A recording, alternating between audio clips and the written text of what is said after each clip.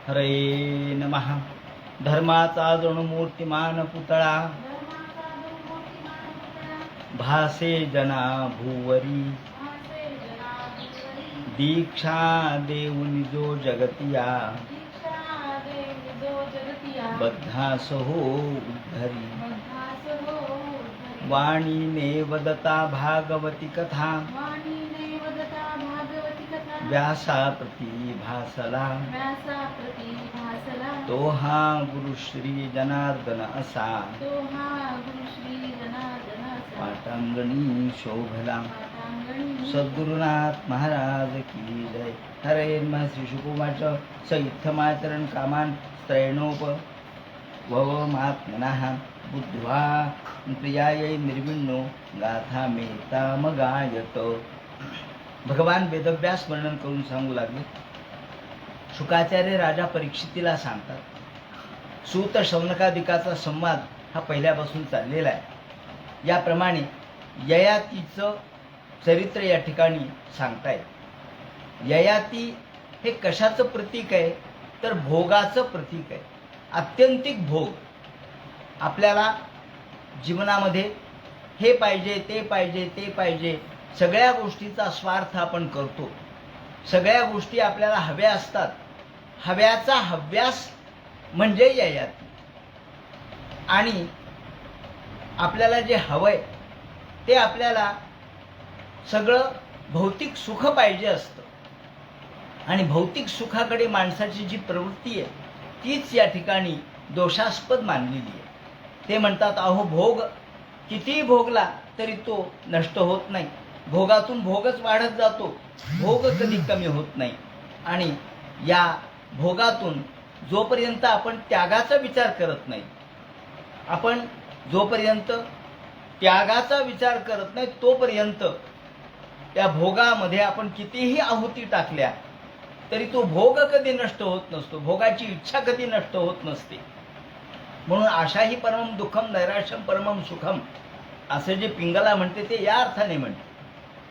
म्हणून भोग हा माणसाला पुन्हा पुन्हा हव्यास धाव करणे, प्रत्येक सुखाच्या मागं धावणे, मग ते सुख कोणतंही असो. ययाती कादंबरीमध्ये विसा खांडेकरांनी जेव्हा प्रस्तावना लिहिली तेव्हा त्यांनी म्हटलंय की छोट्या छोट्या सुखांच्या, अगदी आपल्याला जिलबीचं देखील सुख, आपल्याला भज्याचं देखील सुख हवंच वाटतं. अगदी छोट्या छोट्या जिलबीच्या किंवा भज्याच्या सुखापासून ते थेट पर्यंक शयनापर्यंत किंवा आपल्याला मद्यप्राशन, स्त्रीभोग या सर्वांचा या ठिकाणी समावेश करण्यात येतो. आणि या भोगाला मर्यादा नाही. मुद्दा असा आहे की भारतीय संस्कृती ही त्यागावर आधारलेली आहे. भारतीय संस्कृतीने भोगाला कधीच प्राधान्य दिलेलं नाही. आणि म्हणून भोगवाद कसा वाईट आहे, भोगवाद कसा गर्हणीय आहे हे सांगण्यासाठी ययातीचं आख्यान या ठिकाणी सांगितलंय. ययाती हे त्याचं प्रतीक आहे, आत्यंतिक भोग. परंतु या भोगाला कुठेतरी त्यागाची किनार असली पाहिजे. म्हणून या ठिकाणी हा ययाती आपल्या मुलाचं तारुण्य घेतो. त्याचं तारुण्य घेऊन स्वतःचं म्हातारपण त्याला देतो. काय स्वार्थ असेल बघा. अहो मुलाचं तारुण्य घ्यायचं आणि त्याला त्याचं म्हातारपण द्यायचं म्हणजे किती भयानक आहे. आणि अशाही अवस्थेमध्ये तो तेही तारुण्य भोगतो आणि मग मात्र त्याला लक्षात येतं की अरे आपण कितीही भोगलं तरी या भोगाला मर्यादा नाही. आणि मग ते म्हणतात की एके दिवशी हा ययाती रानामध्ये जातो. त्यांनी एक रूपक कथा या ठिकाणी सांगितलेली आहे. ती रूपक कथा असं आहे की बसते एको वने कष्टित विचिन्न प्रियमात्मनः. हा ययाती सांगतो एक रूपक कथा. एक बोकुड होतं आणि हे बोकुड रानामध्ये फिरत होतं. इतस्ततः फिरत असताना ददर्श कूपे पथताम या ठिकाणी फिरत फिरत फिरत असताना एकदा ते एका कूपामध्ये पडलं, एका आडामध्ये पडलं आणि त्याला कुणीतरी बाहेर काढलं. त्याला तो विचार करू लागला की आता आपल्याला बाहेर कोण काढल. त्याला बाहेर काढण्यात आलं. बाहेर काढल्यानंतर रेमे कामग्रहग्रस्त आत्मानुनाभ बुद्धत. त्याला बाहेर काढलं आणि तो ज्या एका शेळी बरोबर राहू लागला. ती शेळी आणि तो बोकुड यांचं सख्य निर्माण झालं. कारण शेळीनी बोकडाला आपलं मानलं, बोकडाने शेळीला आपलं मानलं. तम दुद्रुदम सद्रुम कामिरम क्षण सौहृदम. आणि इतकं एकमेकामध्ये प्रेम वाढलं की क्षणभर देखील एकमेक जण एकमेकाला सोडेना. पण नंतर काय झालं, नंतर मात्र ते बोकुड दुसऱ्या शेळींच्या नादी लागलं. दुसऱ्या शेळीच्या नादी लागल्यानंतर मात्र ही शेळी आपल्या मालकाला म्हटली, अहो हा माझं बोकुड आहे आणि हा दुसऱ्याच्या नादी लागलाय. असं म्हटल्यानंतर त्या मालकानी त्याचं वृषण कापून टाकलं. लंबंतम वृषणम भूयाहा. वृषण कापून टाकल्यानंतर मात्र तो रडू लागला.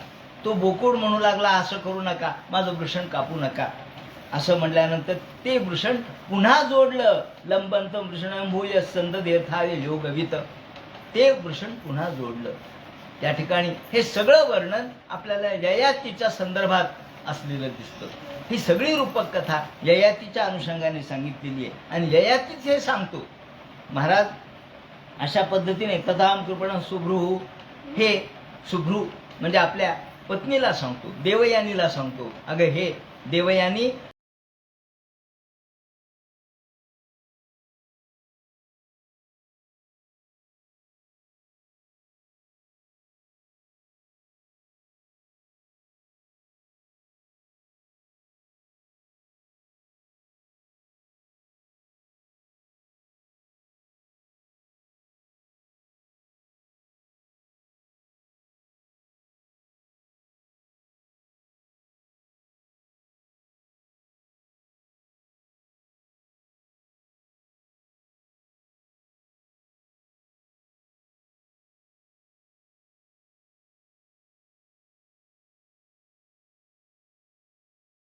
मांडलेला आहे की उपभोगाने भोगाची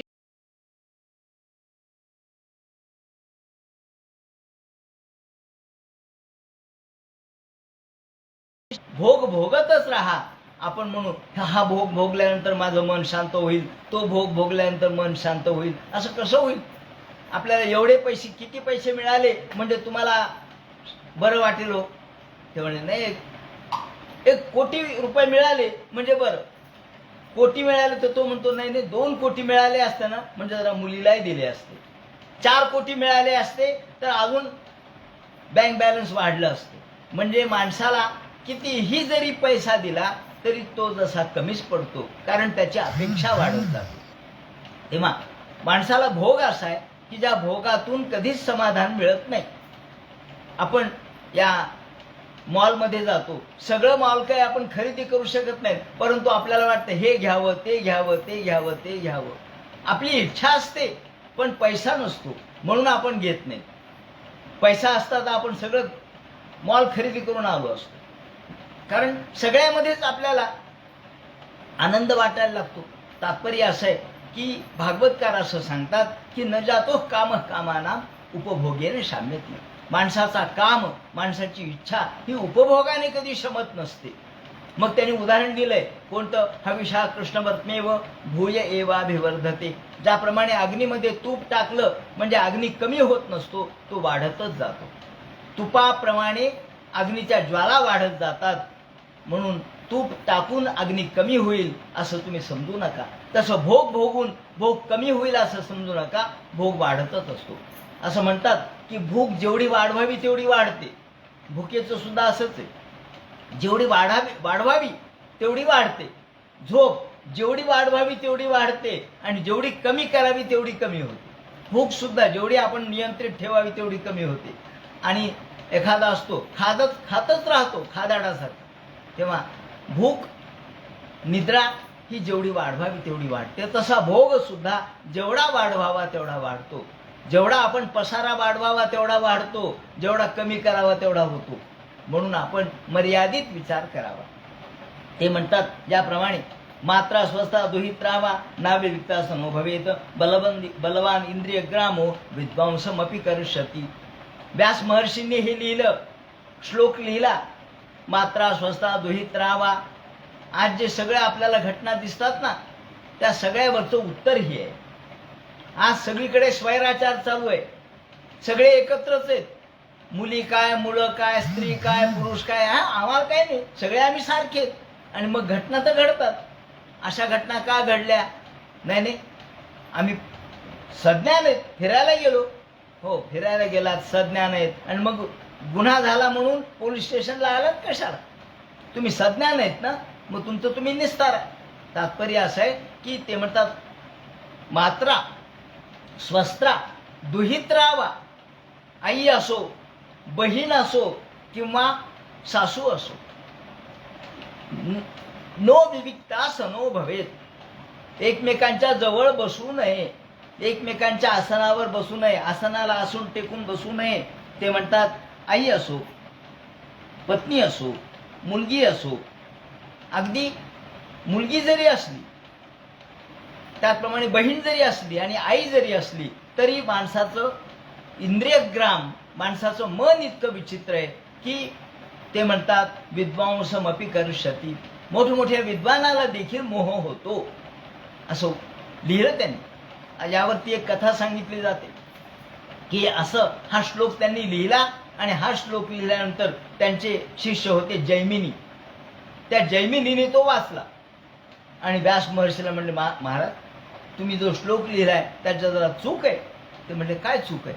एक थोडी चूक आहे म्हणले. विद्वांसमपि कर्षति, तुम्ही असं लिहिलंय विद्वांस नापि कर्षति असं म्हटलं पाहिजे. की ठीक आहे, सामान्यांना त्यांचं मन त्यांच्या ताब्यात ठेवता येत नाही, पण जे विद्वान आहेत, ज्ञानी आहेत, ते मात्र याला बधत नाहीत. विद्वांस नापि कर्षति असं म्हटलं पाहिजे. व्यास महर्षी म्हणले मी जे लिहिलंय ना ते बरोबर आहे. असं नाही नाही म्हणले, माझं बरोबर आहे. बरं ठीक आहे म्हणले. असे बरेच दिवस गेले आणि एके दिवशी व्यास महर्षींनी एका स्त्रीचं रूप धारण केलं आणि जैमिनीच्या समोर आले. जैमिनी आश्रमामध्ये बसलेले होते आणि या वेळेला आज आश्रमात कुणीच नव्हतं, जैमिनी एकटे होते. ही स्त्री मुलगी तिथून ठुमकत ठुमकत चाललेली पाहिली. ते म्हणले अरे कोण आलं वो ही स्त्री? त्यांनी विचारलं. संध्याकाळची वेळ होती, पाऊस पडत होता थोडा थोडा आणि झावळा झावळा अंधार झालेला होता. त्या वेळेला पाहता क्षणीच ही जैमिनी म्हटले, अगं मुली काय करतेस तू इथं, कुणीकडे आलीस? ती म्हणे काही नाही, मी पतीच्या शोधात आली. पतीच्या शोधात? अहो मी तयार आहे म्हणले मग लग्न करायला, मी पती चालेल का तुला? ती हसली. आता हे व्यास महर्षीच होते. ते म्हणले चालेल, पण माझी एक अट आहे. म्हणले काय? या आश्रमाला 3 प्रदक्षिणा करायचं. मग करून म्हणले नाही नाही नाही, तसं नाही करायच्या. तुम्ही घोडी व्हायचंय, घोडा व्हायचंय आणि मी तुमच्या मानेवर बसायचं. जो माझ्या प्रमाणे घोडा व्हायला तयार होईल आणि त्याच्या पाठीवर मी बसेल आणि 3 प्रदक्षिणा आश्रमाला करीन, त्याच्याबरोबर मी लग्न करेन. तो इकडे तिकडे पाहिलं जैमिनीनी, कुणीच नाहीये समोर, बाकीचे शिष्य नाहीत, प्रशिष्य नाहीत, गुरु नाहीत. मग काय हरकत आहे म्हणले, 5 मिनिटात तर आपण प्रदक्षिणा करून येऊ, बसा म्हणले. जैमिनीच्या पाठीवर ही बसली आणि 1 प्रदक्षिणा झाली, 2 प्रदक्षिणा झाल्या. तिने हातामध्ये चाबूक घेतला होता, चाल घोड्या म्हणून मारायला सुरुवात केली आणि 3री प्रदक्षिणा होता क्षणीच ती म्हणले आता करणं लग्न.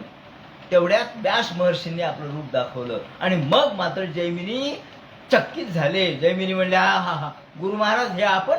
हो म्हणले. तू म्हणलास ना विद्वांस नापि कर्षति? नाही नाही नाही म्हणली महाराज, विद्वांसमपि कर्षति, बरोबर आहे तुमचं. तेव्हा सांगायचं तात्पर्य असं की या ठिकाणी मोठमोठे विद्वान सुद्धा कसे फसतात. मात्रा स्वस्ता दुहित राहावा. आपली पत्नी असो, मुलगी असो, त्याप्रमाणे आपले कोणी जवळची जरी स्त्री असली तरी सुद्धा दुहित्रा म्हणजे आपली मुलगी, त्याचप्रमाणे मात्रा म्हणजे आई आणि स्वस्त्रा म्हणजे बहीण, ही कोणी जरी असली तरी सुद्धा ते म्हणतात एकमेकांच्या आसनाच्या जवळ स्पर्श करून बसू नये. आणि आता तर काय सगळे एकत्रच आहेत. स्त्री कोण पुरुष कोण कळतच नाही. मोठमोठ्या शहरात आपण जा, गर्दी असते. मग रेल्वे असो, बस असो, कुठे असो, मोठमोठ्या सिनेमा टॉकीज असो, त्या ठिकाणी कुणी कोणाच्या जवळ जाऊन बसतं. ते म्हणतात यानेच सगळीकडं आपल्याला हा सगळा अनाचार दुराचार व्यवहार, त्याचप्रमाणे व्यभिचार हा जो वाढतोय तो यातून वाढतो. त्यामुळं पूर्ण वर्ष सहस्रम्य या ठिकाणी 1000 वर्ष जयाती म्हणतो, 1000 वर्ष मी हे देवयानी तुझ्या सोबत राहिलो, तुझ्या सोबत भोग भोगले आणि तुझे भोग कमी पडले म्हणून मी शर्मिष्ठेच्याही नादी लागलो, तिच्याकडून भोग भोगले 1000 वर्ष, पण अजून माझी तृप्ती झाली नाही. तथापि चानुसवरम तृष्णा तेषु उपजायते, माझी तृष्णा संपली नाही, माझी तहान संपली नाही, माझी भोग भोगण्याची इच्छा संपली नाही. म्हणून मला असं वाटतं आता पुरे, असं जोपर्यंत आपण म्हणत नाही तोपर्यंत भोग भोगतच राहा वाटतं. कुठंतरी माणसाला पुरे म्हणता आलं पाहिजे.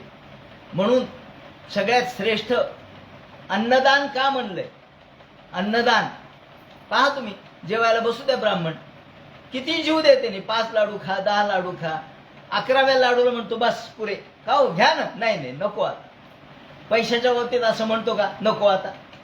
नाही, पैशाच्या बाबतीत नाही, वस्त्राबाबतीत नाही, अलंकाराच्या बाबतीत नाही, फक्त जेवणाच्या वेळेला तेवढ्या पुरतं. आणि म्हणून अन्नदानाला महत्व दिलं की तिथे तृप्ती आहे, अन्नदानामध्ये तृप्ती आहे. बाकी कुठलंही दान तुम्ही करा त्याच्यात तृप्ती नाही, अतृप्ती आहे. आणि म्हणून खरा ब्राह्मण जो तोच आहे जो तृप्त आहे. मग तुम्ही त्याला दान दक्षिणा किती द्या, जो तृप्त आहे तो खरा ब्राह्मण, असं आपण वामनाच्या कथेतही बघितलं. याप्रमाणे सांगायचं तात्पर्य असं की तृप्ती जेवणात आहे, अन्नात आहे. आणि म्हणून नको आपण अन्नाच्या वेळेला म्हणतो, जेवताना आपण नको म्हणतो म्हणजे तृप्त होतो. या दृष्टीने ते म्हणतात, हे ययाती म्हणतो, अगं देवयानी आता मात्र मी इथून निघालो, कृष्णे मेन समावेश्य. म्हणून हा बोकुड आणि वनात पडलेली शेळी यांची कथा, रूपकात्मक कथा त्यांनी सांगितली. आणि ते म्हणतात की पंख फुटलेला पक्षी जसा घर सोडतो त्याप्रमाणे, पंख फुटलेला पक्षी ज्याप्रमाणे घर सोडून निघून जातो तसा हा ययाती शेवटी घर सोडून निघून गेला. याप्रमाणे त्यांनी सांगितलं. आणि पुढे ते म्हणतात की आता तुला मी पूर्ववंश सांगतो. म्हणून पूर्ववंश सांगायला सुरुवात केली. पूर्ववंशामध्ये ज्या वीरामुळं आपल्या देशाला भारत हे नाव पडलं तो भरत. भागवतामध्ये 3 भरतांचं वर्णन आहे. एक भरत, जो भरत आपण बघितला हरिणाच्या नादी लागला तो भरत, ऋषभ देवांचा पुत्र भरत. दुसरा भरत श्रीरामचंद्राचा भाऊ भरत. आणि हा तिसरा भरत दुष्यंताचा पुत्र भरत, दुष्यंत आणि शकुंतला यांचा पुत्र भरत. आता ही कथा सांगायला सुरुवात केली. ते म्हणतात पूर्ववंशामध्ये ब्राह्मण वंशीय राजे झाले. जन्मेजय, प्रचिवान, प्रवीर, नमस्यू, चारुपाद, सुद, त्याप्रमाणे सद्यू, बहुगव, त्याप्रमाणे संयाती, अहमयाती, रौद्राश्व, त्यानंतर कृतेयू, कुक्षेयू, स्थंडिलेयू, कृतेयू, जलेयू, संततेयू, धर्मेयू, सत्ययू, व्रतेयू, वनेयू. वनेयू हा घृताची नावाच्या अप्सरेपासून त्याला 10 मुलं झाली. या ऋतेयपासून रंतिकाराचा सुमती, त्याचा ध्रुव, त्याचा अप्रतिरथ कण्व हा झाला. आणि कण्वापासून मेधातिथी झाला, प्रस्कण्व झाला, सुमती झाला, रैब्य झाला आणि दुष्यंत झाला. याप्रमाणे आता दुष्यंताची कथा या ठिकाणी सांगायला सुरुवात करतात. एकदा ते म्हणतात काय झालं, यावर आपल्याला दुष्यंत शकुंतला यावर शाकुंतल नावाचं नाटकही दिसतं, जे कालिदासांनी लिहिलेले ते नाटक या ठिकाणी आहे. त्याचप्रमाणे दुष्यंत शकुंतला ही कथा महाभारतात देखील आलेली आहे. आणि दुष्यंत शकुंतलेच्या अनुषंगाने पुराण, काव्य आणि इतिहास काय याचा आपण थोडक्यात या ठिकाणी चिंतन करूया. तिन्ही पद्धतीने हे चिंतन करायचे की इतिहास काय आहे, कारण हा शेवटी इतिहास आहे. पुराण काय आहे, काव्य काय आहे, आणि आपल्याला आपल्यापर्यंत वेगवेगळ्या पद्धतीने हा इतिहास कसा आला. महाभारतामध्ये ही कथा आली आहे, तशी पद्मपुराणात देखील ही कथा आलेली आहे. आणि कालिदासांनी यावरती शाकुंतल नावाचं नाटक लिहिलं आहे. या नाटकाचा उल्लेख मुद्दाम यासाठी करतो की पाश्चात्य जो शास्त्रज्ञ होता गटे नावाचा, तो जर्मन पंडित होता, जर्मन ज्ञानी होता. त्यांनी भारतात आला, त्यांनी संस्कृतचा अभ्यास केला, तो संस्कृत शिकला. पहा, आपण संस्कृत शिकत नाहीत, परदेशी लोक शिकतात. आणि त्यांनी जेव्हा हे नाटक वाचलं तेव्हा ते नाटक वाचून तो डोक्यावर घेऊन नाचला म्हणे, असं वर्णन. तेव्हा गटे डोक्यावर घेऊन नाचला. तो म्हणाला, असं नाटक मी यापूर्वी कशातच वाचलं नाही, कुठंच वाचलं नाही. हा प्राचीन भारताचा इतिहास आपल्याला अज्ञात आहे. बिंबिसारा पूर्वीचा इतिहास आपल्याला माहित आहे. सिंधू संस्कृती ते गौतम बुद्ध हा काळ आपल्याला अज्ञात दिसतो. गाथा, नाराशंसी, उपनिषद, वेद, पुराण, इतिहास यांचे धागे आपल्याला त्यामध्ये मिळतात. मामतेय दीर्घ तमसाचा काळ अज्ञात आहे, म्हणून दुष्यंताचा आपल्याला नेमका काळ ठरवता येत नाही, असं नरहर कुरुंदकरांनी म्हटलंय. दुष्यंताची कथा ही ऐतिहासिक आहे हे मात्र पक्क. ही कथा ऐतिहासिक आहे, ही घटना घडलेली आहे. पुराणामध्ये असे वर्णन आहे की प्रतिष्ठान नगरीचा राजा दुष्यंत होता आणि तो एकदा थकून मृगया करून वनामध्ये आला. वनामध्ये फिरता फिरता फिरता त्यांनी सैन्य बाहेर ठेवलं आणि इथे कण्व महामुनींचा आश्रम होता, तिथे तो आला. कण्व महामुनींच्या आश्रमामध्ये सैन्य बाहेर ठेवलं आणि आतमध्ये आला. थकला भागला, पाणी प्यावं, थोडंसं काहीतरी फळं वगैरे घ्यावेत म्हणून आला. आश्रमात आल्याबरोबर शकुंतला त्या ठिकाणी होती. ही शकुंतला, तिच्याकडे त्याचं लक्ष गेलं. कण्व ऋषी बाहेर गेलेले होते आणि ही शकुंतला कोण, तर विश्वामित्र हे ऋषी आणि मेनका ही अप्सरा, यांच्यापासून ही शकुंतला नावाची मुलगी झाली. पण विश्वामित्र आणि मेनका, तर मेनका तर अप्सराच. विश्वामित्र म्हणले, मी नाही हिचं रक्षण करत, मी चाललो निघून. मेनका म्हणली, मी अप्सरा आहे, मी चालले स्वर्गात. तेव्हा अप्सरा स्वर्गात गेली आणि विश्वामित्रही निघून गेले, म्हणून हिचं रक्षण एका शकुंत नावाच्या पक्षाने केलं. शकुंत इव पिंजरा, शकुंत म्हणजे पोपट, मैना ज्याला आपण म्हणतो तसं. तेव्हा मैना किंवा मैनेने हिचं रक्षण केलं किंवा शकुंतने रक्षण केलं, म्हणून तिला शकुंतला असं नाव पडलं. पण हिचं सांभाळ हा कण्व महामुनींनी केला, म्हणून शकुंत पक्षाने तिला पाळलं आणि कण्व महामुनींनी सांभाळलं. मग हे कण्व महामुनी तिचे प्रत्यक्ष वडील नव्हते, पालक होते. वडील नव्हते प्रत्यक्ष, पण काय प्रेम होतं, निरशे प्रेम होतं. ते बाहेर गेले होते आणि एवढ्यात हा दुष्यंत राजा आला. त्यांनी पाणी मागितलं, तिने त्यांचा सत्कार केला, या महाराज आदर सत्कार केला. आणि आल्यानंतर राजा तिच्यावर लुब्ध झाला. राजा म्हणाला, अगं मी पुरुवंशी आहे, तेव्हा माझं मन अन्यथा जाणार नाही, मला तुझ्याबरोबर विवाह करण्याची इच्छा आहे, मी राजा आहे. ती म्हणाली, महाराज आपण राजा आहात हे खरं आहे, माझी देखील आता हा यौवनाचा काळ आहे, माझंही लग्न होणारच आहे, पण म्हणजे पण काय, पण कण्व मुनी बाहेर गेले, ते येईपर्यंत थांबा. ती म्हणाली, मला थांबायला वेळ नाहीये, माझं सैन्य बाहेर थांबलंय, मला राज्य कारभारामध्ये जायचे. मग तिने एक अट घातली. ती म्हणली, महाराज मी तुमच्याबरोबर विवाह करते, पण तुम्ही मला तुमची खुणेची अंगठी द्या. उद्या तुम्ही म्हणताल, कोण तू, वनामधली कन्या, वनामधली एखादी स्त्री आली आणि राजाला म्हणायला लागली तू माझा पती असं, राजा कसं स्वीकारेल, नाही. मग राजाने तिला अंगठी दिली. तेव्हापासून मला वाटतं अंगठी घालण्याची पद्धत सुरू झाली काय की साखरपुड्याच्या वेळेला अंगठी घालतात, हे खून म्हणून. तेव्हा खून म्हणून अंगठी दिली आणि तिने एक अट घातली, महाराज माझा पुत्र हा राजा झाला पाहिजे, तरच मी तुमच्या बरोबर लग्न करीन. तो म्हणला ठीक आहे. तिने मान्य केलं आणि याप्रमाणे त्यांचं लग्न लागलं. आता लग्नाला कोण उपस्थित होतं, कोणीच नव्हतं, फक्त आजूबाजूच्या तिच्या मैत्रिणी होत्या आणि हे पशुपक्षी होते. शकुंतलेला अंगठीची खूण दिली आणि राजा निघून गेला. त्यानंतर राजा परत राजधानीमध्ये आला. राजा म्हटला मी परत येईल, पण पुन्हा परत काही तो आला नाही. नंतर कण्वाचं आगमन झालं. कथा कशी तेवढी सांगतो. पहिल्यांदा कण्व ऋषी आले.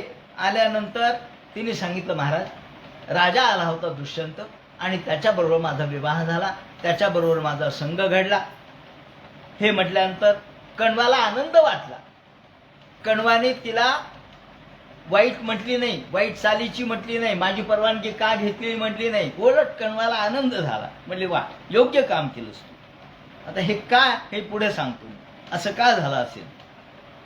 कण्व तिच्यापासून, कण्वाला आनंद झाल्यामुळं सगळीकडं समाधानाचं वातावरण तर होतंच. 1 2 3 4 5 महिने झाले. तिला पुत्र झाला 9व्या महिन्यात. त्याचं नाव भरत असं ठेवण्यात आलं. हा पुत्र 1 2 3 4 5 6 वर्षाचा झाला. 5 वर्ष पूर्ण झाले. या वयातच तो मोठमोठ्या सिंहाचे दात मोजत होता.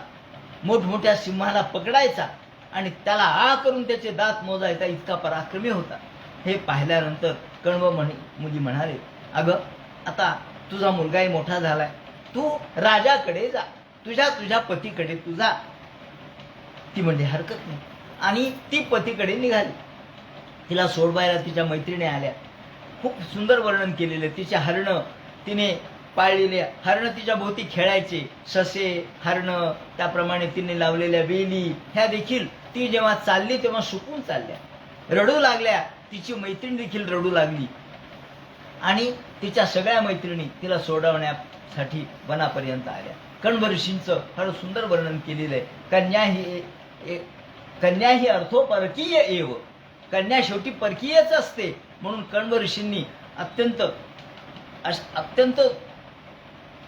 आपल्या अंतःकरणातलं दुःख प्रगट केलेलं आहे. अर्थो ही कन्या परकीय एव तामद्य संप्रेष परिग्रहीतु जातो ममायम विशदः प्रकामम प्रत्यर्पितन्यास इवांतरात्मा.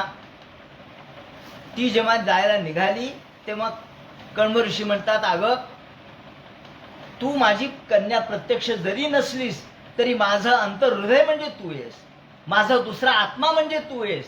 तू चालली म्हणजे माझा आत्माच चाललाय. तू गेलीस तर मी निष्प्राण होऊन पडेल. खरं म्हणजे कन्या ही परकीयच आहे. शेवटी परधन आपण म्हणतो ना, कन्या ही परधन आहे, दुसऱ्याचं धन आहे, तर दुसऱ्याचं स्वाधीन करावं लागतं. आणि जातो ममायम विशदः प्रकामम. तू जात असताना मला अत्यंत दुःख वाटतंय, विरह वाटतोय. प्रत्यर्पितन्यास एवांतरात्मा. मला असं वाटतं की माझा आत्माच तुझ्या रूपाने चाललेला आहे. तेव्हा अत्यंत तिची प्रियंवदा नावाची मैत्रीण असते, ती तर एवढी रडते. सगळ्या स्त्रिया, सगळ्या मैत्रिणी, हरणं सुद्धा रडू लागतात. तिने लावलेले गुलाब पुष्प असतील किंवा लावलेल्या बेली असतील, त्या देखील त्या माना टाकतात असं वर्णन केलेलं आहे. कालिदासाने खूप सुंदर वर्णन केलं. आणि ती जाते. तर गेल्यानंतर घटना अशी आहे की ती दरबारात उभी राहते. दरबारात म्हणते, मी तुमची पत्नी आहे शकुंतला. असं म्हटल्यानंतर राजा म्हणतो, तू तू कोण? मी तुला ओळखत नाही, मी तुला ओळखत नाही. ती म्हणते, हा तुमचा मुलगा आहे, आपल्या दोघांपासून झालेला, हा भरत. तो म्हणतो, मी तुला जाणत नाही. कुणी यावं गावातल्या माणसांनी किंवा या वनातल्या मुलींनी आणि माझ्याशी नातं जोडावं, माझा राज्यकारभार स्वतःच्या हातात घ्यावा, हे मला पटणार नाही. शेवटी ती उभी राहते. ती म्हणते, महाराज, माझं जर असत्य निघालं तर तुमच्या मस्तकाचे 100 तुकडे होतील. मी असत्य बोलत नाही. एवढ्यात आकाशवाणी होते आणि आकाशवाणी म्हणते की राजा, हा तुझाच मुलगा आहे, त्याला तू स्वीकार कर. ही तुझी पत्नी आहे, तिचा स्वीकार कर. आणि मग तो तिचा स्वीकार करतो. आता ही अशा सगळ्या घटना घडत गेलेल्या आहेत. भरताला अपूर्वत्व दिलेलं आहे. त्या भरताने पुढे काय काय वर्णन केलंय ते आपण सांगूच. परंतु कण्वाच्या आश्रमामध्ये आता काही प्रश्न आपल्या मनात निर्माण होतात. कण्वाचा आश्रम किती दूर होता हो? दुष्यंताच्या राजापासून फार जवळ होता, फार लांब नव्हता, जवळ होता. आणि राजा काय म्हणतो, तुला मी नंतर घेऊन जाईल. पण राजा तिला नेत नाही, कारण राजाला तिच्याकडून प्रत्यक्षात फक्त भोगाची अपेक्षा होती. आणि राजा हा कोणत्याही स्त्रीचा भोग घेऊ शकत असे, असं त्या काळातलं वर्णन आहे की राजाला आश्रमकन्येतील स्त्रीला भोगणं आणि तिला स्त्री म्हणून स्वीकारणं हे गर्ह्य नव्हतं. दुष्यंताला 2 बायका होत्या. कण्व आल्यानंतर त्याला आश्चर्य का वाटलं नाही? कण्व आले आणि कण्वाला आश्चर्य का नाही वाटले की राजा आला, तुझं लग्न झालं, राजा निघूनही गेला? तर त्याचं कारण असं आहे की इक्ष्वाकू राजा सगर याच्या पराक्रमामुळं, आता याचा पूर्वसंदर्भ असा आहे, इतिहास असा आहे की इक्ष्वाकू राजा सगर याच्या पराक्रमामुळं पौरवांच्या सत्तेची धुळधाण झाली होती. हा राजा पौरवांचा आहे, पौरव कुळातला आहे, पुरु कुळातला आहे, पुरु. आणि पौरवाचा राजा इलिन हा राज्य त्याग करून निघून गेला. त्याचा पुत्र, त्या इलिनाचा पुत्र दुष्यंत होता. त्याचा दुष्यंतासह तो वनामध्ये भटकत असताना तुर्वसूंचा राजा, हे जे 4 मुलं आहेत ना, त्यामध्ये पुरु, तुर्वसू हे जे मुलं आहेत त्यापैकी तुर्वसू जो आहे, त्या तुर्वसू कुळामधला एक राजा, तो करंधमाचा पुत्र आहे, मरुत्त. त्याला मूलबाळ नव्हतं, म्हणून दुष्यंताला त्यांनी पुत्र म्हणून स्वीकारलं, म्हणजे त्याला दत्तक घेतलं. ह्या मरुत्ताने दत्तक घेतलं, म्हणजे तुर्वसूचा वंश हा दुष्यंत चालवू लागला.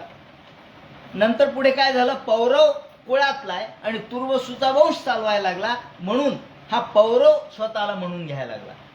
तुर्वसूचा आता तो जरी दत्तक पुत्र झाला तरी मूळ घराणं त्याने कायम ठेवलं. वास्तविक दोन्हीकडे कसं काम करता येईल, म्हणजे मूळ घराण्यातही आपलं सत्ता दाखवायची आणि दत्तक घराण्यातही सत्ता दाखवायची असं करता येत नसतं. पण त्यांनी दोन्ही घराणं आपल्याशी जुळवून घेतले आणि दोन्ही घराण्याचा प्रमुख म्हणून मिरवू लागला. आणि यमुनेच्या काठी त्यांनी राजधानी स्थापन केली आणि तुर्वसूचे उपकार विसरला. आणि तुर्वसूमुळं, त्यामुळं तुर्वसू जो सगळे लोक आहेत, त्यांचा जो समाज आहे किंवा त्यांचं जे कुल आहे ते असंतुष्ट झालं. आणि कण्व हे तुर्वसूंचे उपाध्याय होते. आता लक्षात आलं असेल की कण्व हे तुर्वसूंचे उपाध्याय होते, त्यामुळं तुर्वसूकडे याचं लक्ष नसल्यामुळं कण्व यांना राज्यामध्ये स्थान नव्हतं. पौरवांच्या उपाध्यायाला स्थान होतं, याला नव्हतं. म्हणून कण्वाने विचार केला की बरं झालं यांनी शकुंतलेबरोबर विवाह केला, कारण शकुंतलेचा मुलगा भरत हा राजा होईल आणि आपण त्या ठिकाणी आपल्याला पौरोहित्य मिळेल, अशी कण्वाची सगळी योजना, आणि ती सफल झाली. याप्रमाणे तुर्वसूंचे पुरोहित कण्व होते. अगदी वेदकालीन दाशराज्ञ युद्धापासून त्यांचे ते पुरोहित होते. याप्रमाणे दुष्यंत पौरव म्हणून प्रतिष्ठित झाला, पण कौरव या कण्वांचं पौरोहित्य संपुष्टात आलं. मग कण्वानी भरताच्या निमित्ताने पुन्हा आपलं पौरोहित्य प्रस्थापित केलं, कारण आता भरत आला, भरत याचाच मुलगा हे सिद्ध झालं. आणि म्हणून आता आकाशवाणी झाली असं म्हटलंय, परंतु प्रत्यक्षात तसं नाही घडलं. प्रत्यक्षात असं घडलेलं आहे की कण्व महामुलींनी आपलं सैन्य भरतासोबत पाठवलं आणि राजाला सांगितलं, राजा तू जर मला पुत्र म्हणून स्वीकारणार नसशील तर युद्धाला तयार हो. त्या काळातल्या ऋषींच्या आश्रमामध्ये अनेक सैनिक असायचे, शस्त्र होते, अस्त्र होते, सगळ्या प्रकारचं युद्ध सामुग्री होती. या आश्रम काय नुसते नव्हते, त्या आश्रमामध्ये सगळ्या प्रकारची सामुग्री होती, हे आपल्याला माहित आहे. तेव्हा याप्रमाणे कण्वानी दहशतीने किंवा दबावानी बरोबर आपल्याकडे हे राज्यपद घेतलं. आणि याप्रमाणे शकुंतला ही मातृसत्ताक जमातीची अप्सरा मानलेली आहे. शतपथ ब्राह्मणामध्ये तिला अप्सरा असा उल्लेख आहे. आणि अर्ध सुसंस्कृत टोळ्या त्या काळात नदीच्या काठावर होत्या.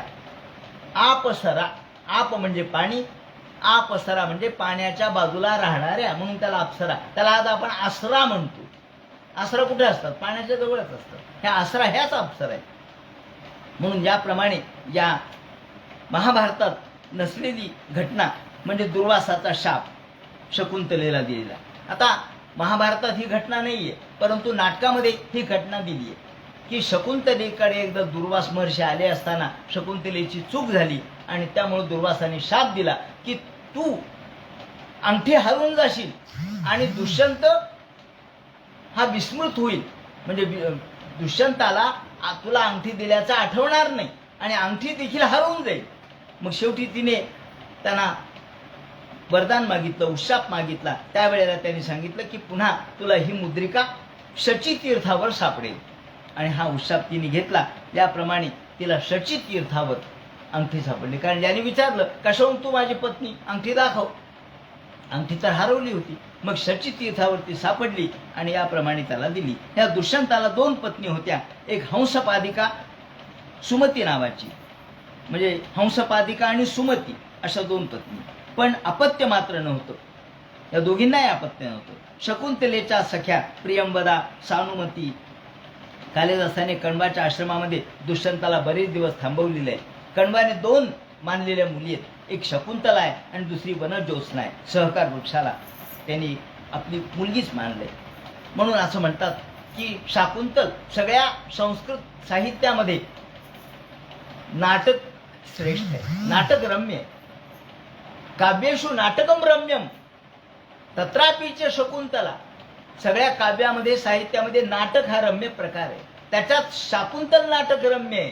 त्याच्यातला 4था अंक रम्य आहे आणि त्या 4थ्या अंकामधली 21वा श्लोक जास्त रम्य आहे. कोणता? अर्थो हि कन्या परकीय एव नामद्य संप्रेष परिगृहीतु जातो मम आयम विशदा कामम प्रत्येपन्य सेवा अंतरात्मा. हा जो श्लोक आहे, जो अंतःकरणपूर्वक आपल्याला एका पित्याचं अंतःकरण काय असतं, जेव्हा मुलगी परक्या घरी जाते, दुसऱ्या घरी जाते, तेव्हा पित्याच्या अंतःकरणाला जो पीळ पडतो तो या कण्वाच्या निमित्ताने आपल्याला प्रगट केलेला, दाखवलेला आहे. ज्याप्रमाणे या शाकुंतल नाटकाचं विवरण मी केलं. नाटकामध्ये शकुंतला गर्भवती असं म्हटलं, पण राजाला ती गर्भवती असल्याचं चिन्ह दिसत नाही.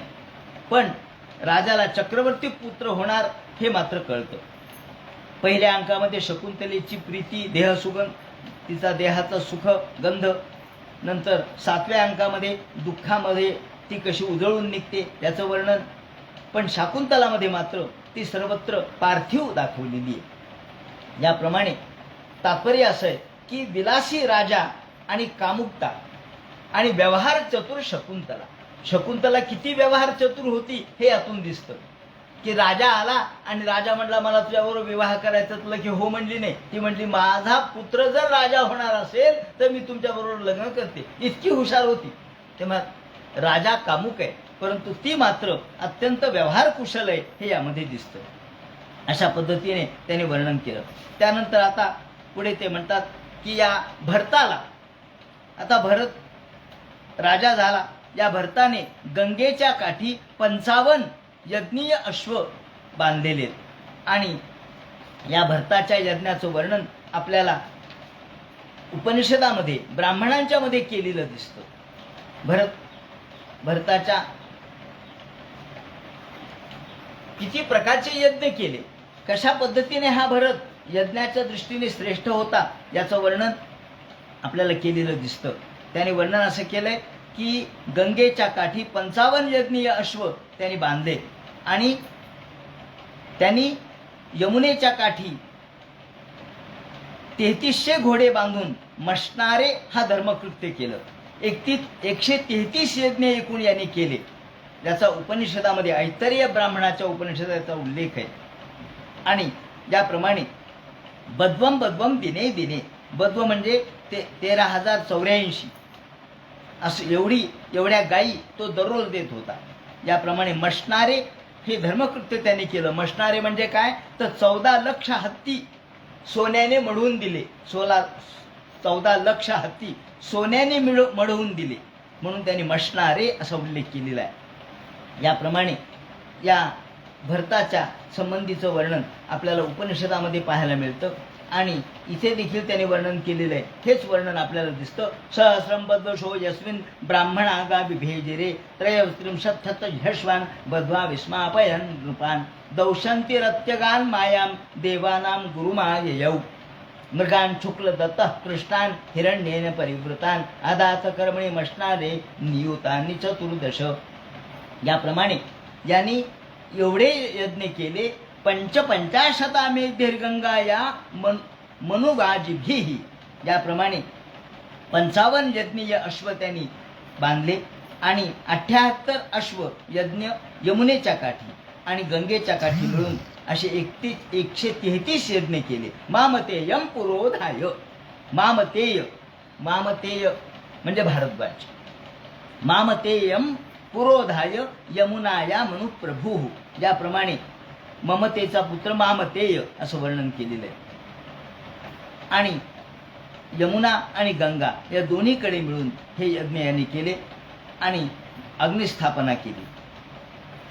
तसेच बद्व म्हणजे 13,084 एवढ्या गायी त्यांनी ब्राह्मणाला दान केल्या. त्याप्रमाणे असा यज्ञ पूर्वी कधी कोणी केला नाही आणि करणारही नाही असंही वर्णन आहे. आदात कर्मणी मशनारे भरतस्य महत् कर्म न पूर्वे ना परे नृपा. हा पूर्वी कुणी केला नाही भरतासारखा आणि आताही कुणी करणार नाही, नंतरही कुणी करणार नाही. इतका भरत श्रेष्ठ होता यज्ञाच्या बाबतीत. किरात, हूण, यवन, आंध्र, कंक, शंख, खश यांचा पराभव त्यांनी केला. आणि म्हणून तर आपण भारत नाव घेतो की संपूर्ण जगामध्ये एक क्षत्रिय अंमल त्यांनी भारताचा सर्वत्र झेंडा सगळीकडे फडकावलेला आहे. याप्रमाणे या भरताचं मोठेपण आहे. या भरतानी त्याला 3 पत्नी होत्या, स्त्रिया होत्या. भरताला 3 विदर्भ कन्या त्या आपल्या पत्नी होत्या. परंतु दैव पहा कसं गमतीचं आहे, त्यांना मूल झालं पण ते मूल भरतास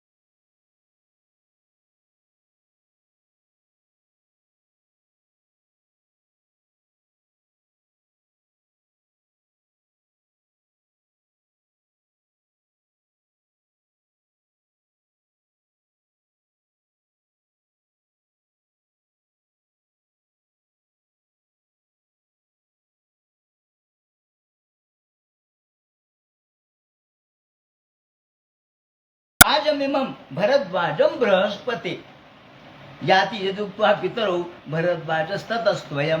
म्हणून लोक त्याला भरद्वाज असं म्हणू लागले. आणि देवांनी हाच पुत्र, भरताला वंश नव्हता, त्यांनी यज्ञ केला. मग आता यज्ञात पुत्र कोणता द्यायचा, तर त्या सगळ्या देवांनी ठरवलं याला देऊन टाका पुत्र. याप्रमाणे हा पुत्र देवांनी भरताच्या स्वाधीन केला आणि भरतानी हा पुत्र स्वीकारला. म्हणून त्याला वितथ असं म्हणतात. म्हणजे जो टाकून दिलेला आहे त्याला वितथ म्हणतात. याप्रमाणे हा वितथ म्हणजे भरद्वाज. त्या भरद्वाजापासून मन्यू झाला, त्याचा बृहदक्ष झाला, त्याचा महावीर्य, त्याचा नर, त्याला गर्ग आणि 5 मुलं झाली.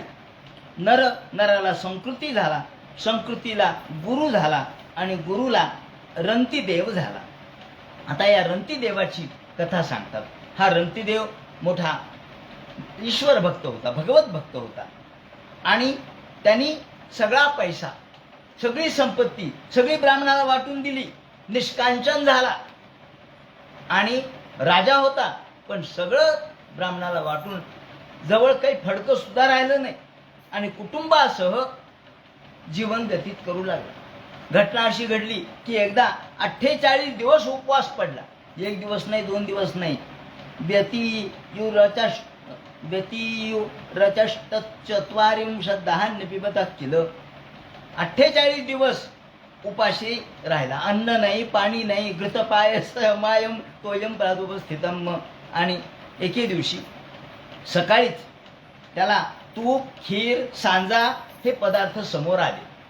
48 दिवस झाले, पाणी नाही, जेवण नाही, आणि एकदम तूप, खीर, सांजा, घृतपायस संयमम तोयम प्रादुपस्थितम सकाळी समोर आले.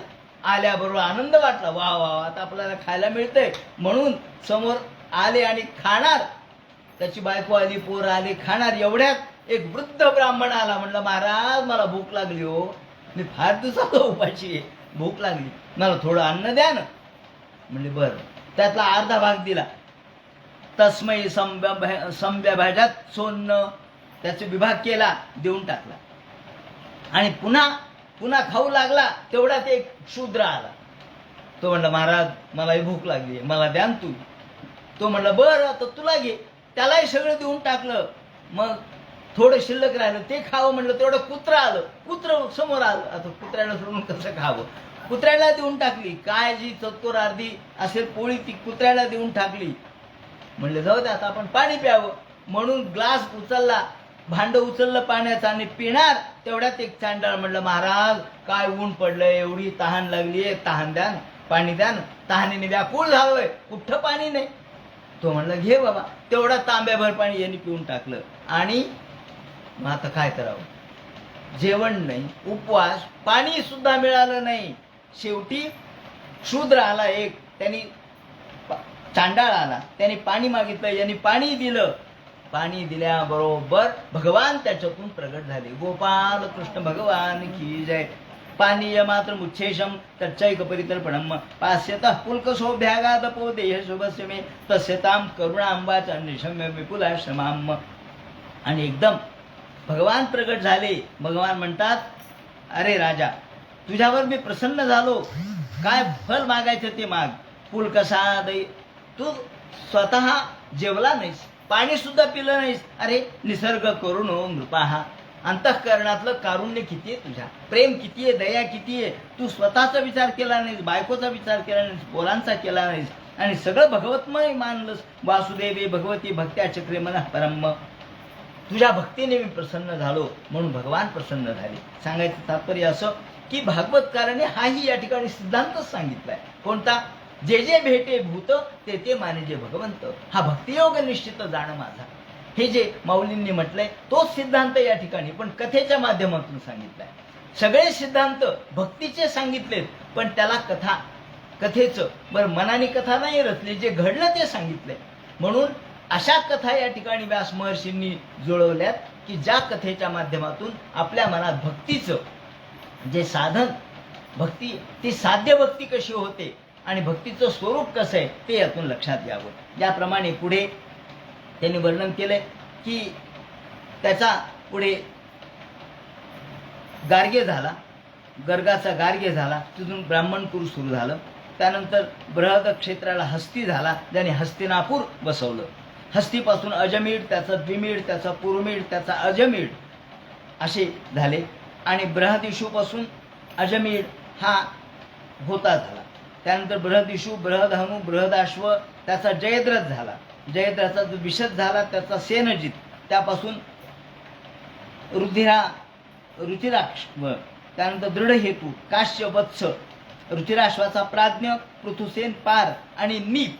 नीपाला 100 मुलं झाली. आता ही जी नीप आहे त्या नीपाला शुककन्या पृथ्वीपासून ब्रह्मदत्त मुलगा झाला. हा मुद्दा या ठिकाणी लक्षात घेण्यासारखा आहे. त्यांनी वर्णन केलंय की सकृत्व्याम शुककन्यायाम ब्रह्मदत्त मजी जनत. आता शुकाचार्याचं तर लग्न झालं नव्हतं, मग शुककन्या कशी? मग त्यांनी वर्णन केलंय की ही शुककन्या म्हणजे छायाशुक. ज्या वेळेला शुकाचार्यांना व्यास महर्षी म्हणाले, अरे शुका लग्न कर, लग्न कर, लग्न कर, तेव्हा शुकाचार्यांनी नकार दिला. परंतु शेवटी आपल्या वडिलांना दुखायचं नाही म्हणून आपल्यापासून एक दुसरं, आपल्यासारखाच एक दुसरा प्रतिकात्मक शुकाचार्य त्यांनी उत्पन्न केले. त्याला छायाशुक असं म्हणतात. आणि या छायाशुकांनी गृहस्थाश्रम धर्म स्वीकारला. या छायाशुकाने. आणि त्यांनी कृत्व्याम, त्यांनी कृत्वी यांनी वर्णन केले, पृथ्वी बरोबर लग्न केलं. आणि पृथ्वी बरोबर आता ही वटिका आणि व्यास यांच्यापासून झालेली पृथ्वीचा उल्लेख पद्मपुराण, मत्स्यपुराण आणि विष्णुपुराण यामध्ये आलेला आहे. आणि देवी भागवतामध्ये आणि नारद पुराणामध्ये मात्र पिवरी असा उल्लेख आलेला आहे. पिवरी आणि शुक यांचं पुत्र आणि पुत्री यांना झाले असं वर्णन आहे. आणि यांनी पृथ्वीपासून झाले म्हणून वर्णन केलेलं आहे. याप्रमाणे ही ब्रह्मदत्त म्हणजे जनक हा ब्रह्मदत्त नावाचा पुत्र झाला. असं म्हणतात की ज्या वेळेला हे शुकाचार्य जनकाच्या घरी गेले, जेव्हा व्यास महर्षींना त्यांनी विचारलं की बा जनक एवढे राजे असून ते मुक्तपणाने व्यवहार कसा करतात हे पाहण्यासाठी व्यास महर्षी म्हणले तू जनकाकडे जा, त्यांच्याकडून शिकून घे. म्हणून त्यांना वाटलं की जनकाकडे कशाला पाठवलं, तर जनकांनाही कळालं की अरे शुकाचार्य लिहू लागले. तेव्हा सुरुवातीला त्यांनी जनकाने शुकाचार्याला आतमध्ये येऊच दिलं नाही. त्यांच्या सेनापतींनी त्यांना थांबवलं, थांबा म्हणे, त्यांची आज्ञा असल्याशिवाय नाही जायचं. तोपर्यंत काय करा म्हणे, बागेत बसा. त्या बागेमध्ये एक पिवरी नावाची कन्या होती. त्या पिवरीकडे यांचं लक्ष गेलं आणि पिवरी बरोबर यांनी नंतर यांचं लग्न झालं असा उल्लेख काही पुराणांच्या मध्ये केलेला आहे, देवी भागवत आणि नारद पुराणामध्ये. आणि यावेळेला जनकाची त्यांची भेट झाली आणि जनक हे आपटीमध्ये पाय टाकून बसलेले होते हे त्यांनी पाहिलं. आणि मग त्यांनी सांगितलं की अरे राजा, तुम्ही एवढे राजे आहात आणि ही एवढा राजा असताना राजर्षी स्वरूप तुम्ही कसं स्वीकारू शकता, म्हणजे तुम्ही निरीच्छपणाने विदेहपणाने कसं काय वावरता, हे मग त्यांनी आपल्या स्वतःच्या अनेक उदाहरणातून सांगितलं. आणि मग यावेळेला पिवरी नावाच्या कन्येबरोबर शुकाचं लग्न झाल्याचा उल्लेख केलेला आहे. आणि कुणी या ठिकाणी पृथ्वी असा उल्लेख केलेला आहे. याप्रमाणे शुकाची कन्या शुक, छाया शुक यांनी पृथ्वीबरोबर सकृत्याम शुककन्यायाम, याप्रमाणे हा नीप आणि नीपस्तस्य पुत्रशतन त्वभूत, त्याप्रमाणे नीपाला शुककन्या पृथ्वीपासून म्हणजे जे छाया शुक आहे त्यांनी पिवरी बरोबर विवाह केला आणि तिच्यापासून त्यांना पृथ्वी नावाची मुलगी झाली. त्या शुककन्या पृथ्वीपासून नीपाला ब्रह्मदत्त हा मुलगा झाला. याप्रमाणे शुकाचार्याच्या कन्येपासून नीपाला ब्रह्मदत्त मुलगा झाला. हा अत्यंत योगी होता. सरस्वती पत्नीपासून त्यांनी विश्वक्सेन हा पुत्र झाला. त्यानंतर उदकसेन याचा भल्लाद झाला. हा योगशास्त्राची रचना करणारा होता. आणि हस्तीच्या विमीढ या पुत्राला यवी नर झाला. त्याचा कृतिमान, त्याचा दृढनेमी, त्याचा सुपार्श्व, त्याचा सुमती, त्याचा रंतिमान, त्याचा कृती आणि कृतीला नीप झाला. आता नीपाचा उल्लेख केलाय की या नीपाला ब्रह्मदत्त नावाचा मुलगा झाला. त्यापासून क्षेम्य झाला, त्याचा सुवीर झाला. त्यापासून रिपुंजय त्याचा बहुरथ. ज्याप्रमाणे पुरुमेढाला संतती झाली नाही, अजमेढाला प्रियमेढी नावाचा ब्राह्मण संतती झाली. आणि बृहदश्वी त्यापासून हा क्षत्रिय झाला. नलिनीपासून नीलाला पुत्र झाले. त्याला शांती, सुशांती, पुरु आणि अर्थ असे पुत्र झाले. भरम्याश्वाला पुढे 5 मुलं झाली. हे 5 मुलं या प्रदेशाचं जे रक्षण करत होते त्यापासून मौद्गल वगैरे गोत्र निर्माण झाले. त्याला पांचाल असं म्हटलंय. भरमाश्वाचे जे मुलं आहेत, जे 5 प्रदेशाचं रक्षण करत होते, ते 5 प्रदेश म्हणजे पांचाल, म्हणजे पांचाली द्रौपदीचा हा प्रदेश. ही पासून पांचाली आपण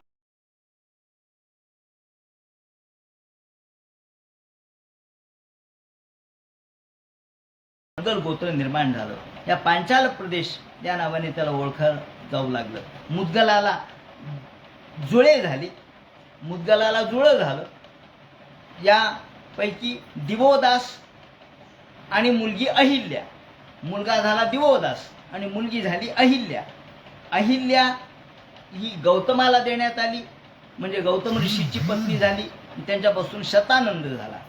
शतानंदाला सत्यधृती झाला, त्याचा शरद्वत झाला आणि शरद्वत आणि उर्वशी यांच्यापासून त्यांचं वीर्य गर्भावर पडलं. त्यातून जुळे पुत्र जन्माला आले. त्या जुळ्यामध्ये एक शंतनू आणि द्रोणाची पत्नी कृपी हे जन्माला आले. म्हणजे हे दोघं बहिणभाऊ. याप्रमाणे हा शंतनू मृगयेला गेलेले असताना त्याने हे पाहिलं. शंतनू मृगयेला गेला तेव्हा त्यांनी हे दोघं पाहिले. हे जुळे म्हणजे एक कृपाचार्य आणि दुसरी कन्या ही कृपी होती. ही द्रोणाचार्याची पत्नी झाली. म्हणजे कृप आणि द्रोणाचार्य. तर द्रोणाचार्य आणि कृपा यांचं नातं या प्रकारचं आहे. तर कृप यांची जी बहीण आहे कृपी ती द्रोणाचार्याची पत्नी झाली. याप्रमाणे मेहुण्याचं नातं त्यांचं निर्माण झालं. याप्रमाणे हे जुळं झालं. या जुळ्यामध्ये हे जुळं कोणाचं आहे तर शरद्वत आणि उर्वशी यांच्यापासून झालेले. ते शंतनू जेव्हा मृगयेला चालला तेव्हा त्यांना या त्या शंतनूला हे दोघं जण दिसले. त्यांना पुत्र नव्हता म्हणून ते घेऊन आले.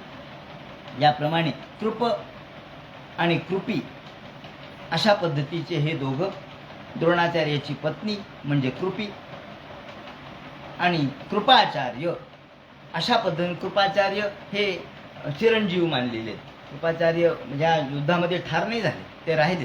पुढे आपल्या युधिष्ठिरांच्या सोबतही आहेत आणि जन्मेजयाच्या पर्यंत ते आहेतच. याप्रमाणे हा वंश आपण सांगितला. आता अजमेढाचा वंश सांगतील आणि अजमेढाचा वंश सांगितल्यानंतर पुढे द्रौपदी, त्याचप्रमाणे ययातीचा अनुचा वंश सांगतील आणि त्यानंतर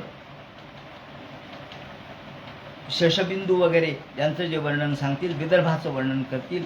त्याचप्रमाणे वसुदेवाचं वर्णन करतील. वसुदेवाच्या पत्नीचं वर्णन करतील. तो सगळा भाग उद्याच्या चिंतनात सांगण्यात येईल. हरे नमः. पुंडलिक वरधर विठ्ठल सीताकांत स्मरण. जय जय राम. पार्वती पते हर हर महादेव. श्रीमज्जनार्दन गुरुमूर्त.